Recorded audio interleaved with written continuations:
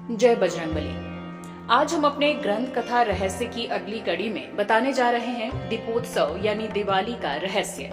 दीपावली में क्यों नहीं होती प्रभु श्री राम की पूजा, जबकि हमारे समाज में ये प्रचलित है कि राम, सीता और लक्ष्मण के लंका विजय कर अयोध्या आने की खुशी में दीपावली मनाई जाती है। तो फिर इस दिन राम की पूजा क्यों नहीं की जाती?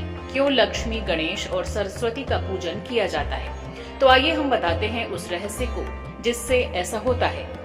ये घटना तब की है जब समुद्र मंथन नहीं हुआ था। उस दौरान देवता और राक्षसों के बीच आए दिन युद्ध होते रहते थे। कभी देवता राक्षसों पर भारी पड़ते तो कभी राक्षस देवताओं पर। एक बार देवता राक्षसों पर भारी पड़ गए, जिसके कारण राक्षस भागकर पाताल लोक में छिप गए।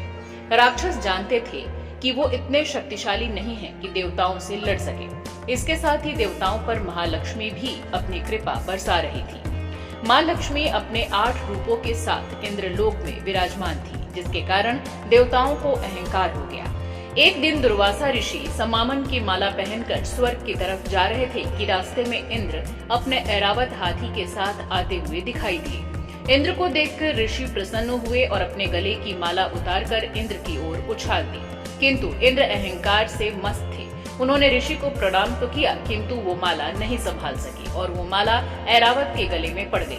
हाथी को अपने सिर में अचानक कुछ होने का अनुभव हुआ तो उसने तुरंत अपने सिर को हिलाकर माला को गिरा दिया, जिससे वो माला जमीन पर गिर गई और पैरों से कुचल गई।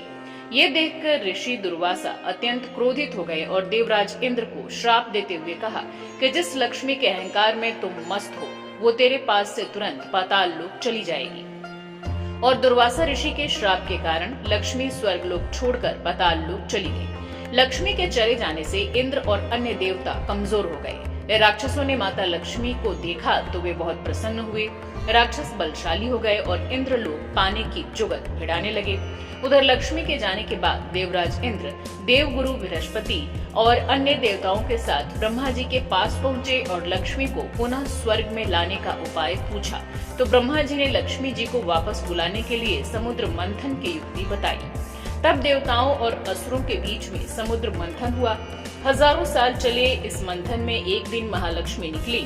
जिस दिन महालक्ष्मी समुद्र मंथन से निकली, उस दिन कार्तिक कृष्ण पक्ष की अमावस्या थी। जब माता लक्ष्मी का समुद्र मंथन से आगमन हो रहा था, तभी देवता हाथ जोड़कर आराधना कर रहे थे।